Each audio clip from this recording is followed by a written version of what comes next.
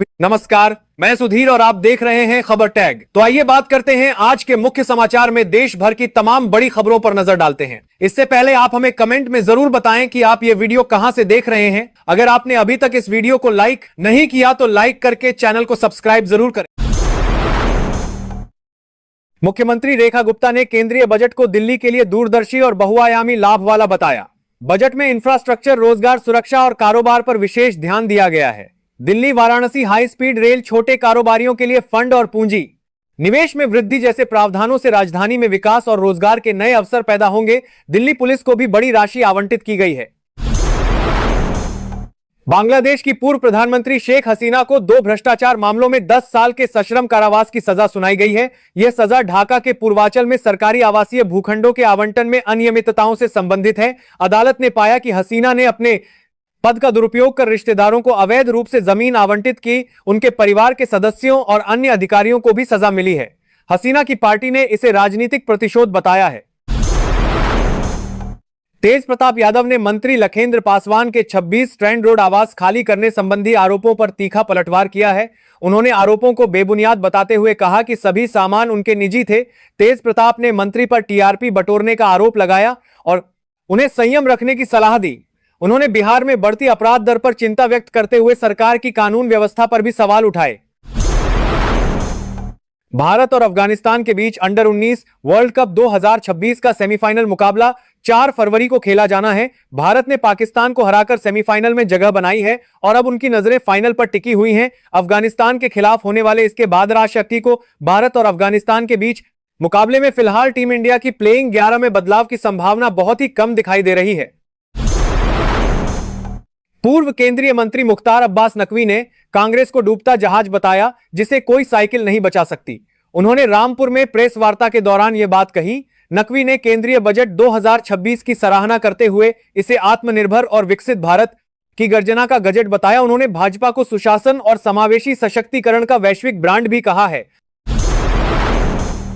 मुख्यमंत्री नायब सैनी ने दिल्ली में प्रधानमंत्री मोदी से मुलाकात की, जिसमें प्रदेश के विकास कार्यों और आगामी राजनीतिक कार्यक्रमों पर चर्चा हुई। सैनी ने पीएम को अंबाला में बने शहीद स्मारक के लोकार्पण के लिए आमंत्रित किया, जिससे पीएम मोदी का जल्द हरियाणा दौरा संभव है। उन्होंने आदमपुर एयरपोर्ट का नाम संत शिरोमणि गुरु रविदास महाराज रखने पर आभार व्यक्त किया। बाद में सीएम ने भाजपा अध्यक्ष नितिन नवीन से भी मुलाकात की। मुजफ्फरपुर के मुशहरी प्रखंड और आसपास के पंचायतों में राशन डीलर मनमानी कर रहे हैं। जनवितरण केंद्र समय पर नहीं खुलते, जिससे उपभोक्ता खाली हाथ लौट रहे हैं। महीने में केवल 5-7 दिन ही राशन वितरण होता है। कम यूनिट वाले उपभोक्ताओं को अंगूठा लगाने में भी दिक्कत होती है। आपूर्ति पदाधिकारी ने जांच कर कार्रवाई का आश्वासन दिया है, लेकिन ग्रामीण विरोध प्रदर्शन की चेतावनी दे रहे हैं।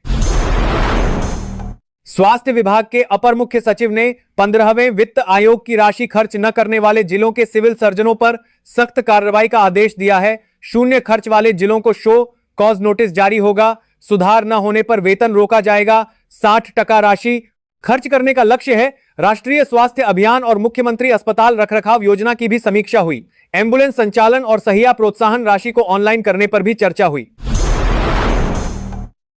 निलंबित आईएएस विनय कुमार चौबे से एसीबी रांची ने आय से अधिक संपत्ति मामले में 4 दिन रिमांड पर पूछताछ की। उन्होंने ससुर के साथ वित्तीय लेन देन और उनके नाम पर संपत्ति खरीदने की बात स्वीकार की। हालांकि पटना और नोएडा की संपत्तियों पर वह चुप रहे और धन के स्रोत पर संतोषजनक जवाब नहीं दिया। चौबे ने विभाग को विदेश यात्रा की लिखित सूचना न देने की बात भी मानी। एसीबी को जांच में अपेक्षित सहयोग नहीं मिला। कॉमर्स सेक्रेटरी ने कहा है कि भारत और अमेरिका के बीच व्यापार समझौता पूरा होने के बहुत करीब है। उन्होंने बताया कि हालांकि एक बड़े मुक्त व्यापार समझौते में समय लगेगा, लेकिन द्विपक्षीय डील लगभग अंतिम चरण में है। डोनाल्ड ट्रंप और पीएम मोदी पहले ही इस पर सकारात्मक रुख दिखा चुके हैं। बदलते मौसम के चलते बच्चे बीमार पड़ रहे हैं। दिन में गर्म और रात में ठंड होने से बच्चों की सेहत प्रभावित हो रही है। बच्चे कोल्ड डायरिया की चपेट में आ रहे हैं। निमोनिया के रोगी भी बढ़ गए हैं। जिला अस्पताल के चिल्ड्रेन वार्ड में ऐसे बच्चों को भर्ती कर इलाज किया जा रहा है। भारत ने सिंधु जल संधि से जुड़े अंतरराष्ट्रीय अदालत के आदेश को अवैध बताते हुए मानने से इनकार कर दिया है। अदालत ने भारत से अपने हाइड्रो पावर प्लांटों के ऑपरेशन रिकॉर्ड मांगे थे। भारत का कहना है कि यह अदालत अवैध रूप से गठित की गई है और वह इसमें भाग नहीं लेगा। केंद्रीय बजट में बिहार को रेलवे के लिए 379 करोड़ मिले हैं। Varanasi Siliguri high speed rail corridor परियोजना को गति मिली है, जिससे पटना सीधे जुड़ेगा। इस कॉरिडोर पर भविष्य में बुलेट ट्रेन चलेगी, जो 350 किमी घंटा की रफ्तार से वाराणसी से सिलीगुड़ी की यात्रा 2 घंटे 55 मिनट में पूरी करेगी। यह पूरी तरह एलिवेटेड ट्रैक होगा, जिससे व्यापार, उद्योग और पर्यटन को बढ़ावा मिलेगा। हिमाचल प्रदेश के किन्नौर में हिमस्खलन का खतरा बढ़ गया है। सोमवार दोपहर किन्नौर कैलाश पर्वत के नीचे रिब्बा गांव के पास हिमखंड टूट गया, जिससे इलाके में दहशत फैल गई। हालांकि कोई नुकसान नहीं हुआ। मौसम विभाग ने अगले 24 घंटों में 3000 पारवे से वोते किन्नौर कैलाश पर्वत के नीचे रिब्बा गांव के पास किन्नौर में हिमस्खलन मीटर से अधिक ऊंचाई पर मध्यम हिमस्खलन की चेतावनी दी है। किन्नौर के साथ चंबा और लाहौल स्पीति में भी खतरा है। प्रशासन ने ऊंचाई वाले क्षेत्रों में अनावश्यक यात्रा से बचने की सलाह दी है। सीएम योगी आदित्यनाथ ने विजनरी बजट के लिए प्रधानमंत्री नरेंद्र मोदी और वित्त मंत्री निर्मला सीतारमण को हृदय से धन्यवाद व आभार प्रकट करने के साथ कहा कि बीते करीब 11.5 वर्ष में प्रधानमंत्री के नेतृत्व में जो यात्रा शुरू हुई, उसकी बदौलत योजनाएं सिर्फ कागज पर नहीं हैं, सभी धरातल पर आ गई हैं। बिदुपुर के खपुरा गांव में काली मंदिर प्राण प्रतिष्ठा महोत्सव में पूर्णिया सांसद पप्पू यादव ने बिहार सरकार की नीतियों और कानून व्यवस्था पर तीखा हमला बोला। उन्होंने आरोप लगाया कि सरकार बेटियों को अपराधियों और सत्ता संरक्षित रसूखदार लोगों से बचाने में विफल रही है। यादव ने कहा कि धर्म अन्याय के खिलाफ खड़े होने और गरीबों व महिलाओं के सम्मान की रक्षा करने का साहस है। उन्होंने ग्रामीणों से अन्याय के खिलाफ एकजुट होने की अपील की। राहुल गांधी के गलवान संबंधी बयान पर लोकसभा में भारी हंगामा हुआ, जिससे कार्यवाही स्थगित करनी पड़ी। उन्होंने पूर्व सेना प्रमुख नरवणे की अप्रकाशित किताब का हवाला दिया। रक्षा मंत्री राजनाथ सिंह और गृह मंत्री अमित शाह ने इस पर आपत्ति जताई। भाजपा ने नरवणे का एक पुराना वीडियो जारी किया, जिसमें उन्होंने कहा था कि भारत ने 1 इंच भी जमीन नहीं खोई है और राहुल पर देश को गुमराह करने का आरोप लगाया। उप मुख्यमंत्री मुकेश अग्निहोत्री ने केंद्र के बजट और 16वें वित्त आयोग की सिफारिशों पर कड़ी प्रतिक्रिया दी है। इन फैसलों से हिमाचल को सालाना 10,000 करोड़ रुपए का वित्तीय नुकसान होगा। जीएसटी क्षतिपूर्ति के बाद अब राजस्व घाटा, अनुदान समाप्त होने से राज्य की वित्तीय स्थिति कमजोर होगी।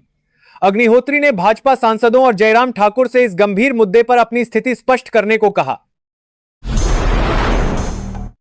बिहार में सोना और चांदी की कीमतें ऐतिहासिक ऊंचाई से काफी गिर गई हैं। जनवरी में 24 कैरेट सोना 1.85 लाख रुपए प्रति 10 ग्राम और चांदी 4 लाख रुपए प्रति किलो तक पहुंच गई थी। अब 22 कैरेट सोना 1.39 लाख रुपए और चांदी 2.48 लाख रुपए पर आ गई है। इस गिरावट से सर्राफा बाजार में ग्राहकों की संख्या बढ़ी है और नई खरीदारी में तेजी आई है, जिससे कारोबारियों को राहत मिली है।